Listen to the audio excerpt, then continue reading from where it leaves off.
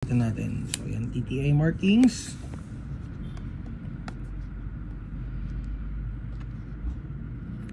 TTI. Nakita nga natin itong markings.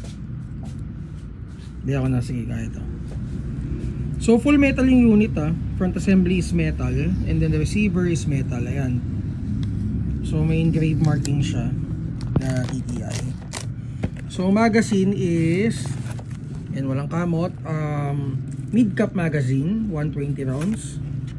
So naka BCM flash hider din siya. So yung stock, yung butt stock is BCM. And then naka BCM din na grip, polymer. So naka butterfly swivel. Yung charging handle, bolt release, selector, trigger guard, and magazine release is metal. So may front and rear sights na rin. Ayan, so adjustable yung rear, guys. And then for the internal parts, ayan, naka rotary type chamber siya. And then naka reinforced internal parts na to. So meaning na reinforced yung mga piston body, yan, yung mga piston head, yan, mga ano na yan, mga naka reinforced na. So inulit ko lang ulit. So ibig sabihin ko, naka metal na yung piston. So ano pa ba?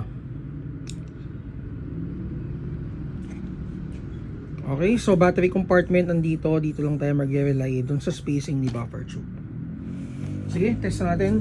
By the way, may kasama na siyang battery at saka charger. Ganito lang. Yung parang tsako. Okay. Sige, test natin. Check natin kung ilang FPS out of the box.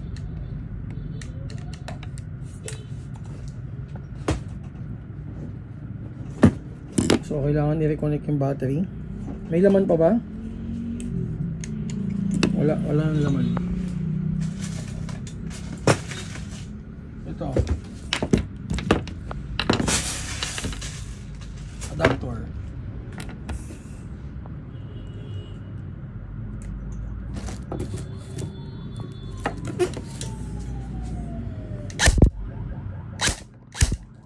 Auto.